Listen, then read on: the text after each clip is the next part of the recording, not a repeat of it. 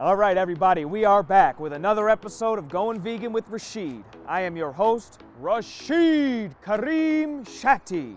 We are here today with Suncafe. In this world, there are connoisseurs and there are nachoseurs. I am a nachoseur. I'm a bit of a snob when it comes to nachos. Today, I'm gonna try out some raw vegan nachos. As a nachoseur, I have high standards when it comes to nachos. Let's see if Suncafe's raw vegan nachos are up to par.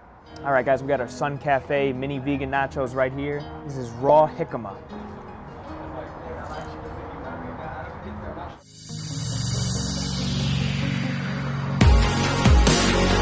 These right here, these raw vegan mini nachos are fire.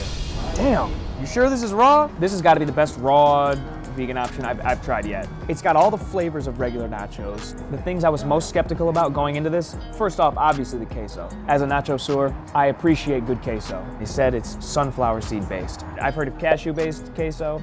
Sunflower seed was fascinating. It tastes just like queso. I was also very skeptical about the jicama. A good plate of nachos needs the crunch. The jicama, obviously not as crunchy as a tortilla chip, but it delivers the goods, man. It's got just enough of a crunch. I compare it to like a potato or an apple or a pear. It's crispy, like, yeah, crisp apple, right?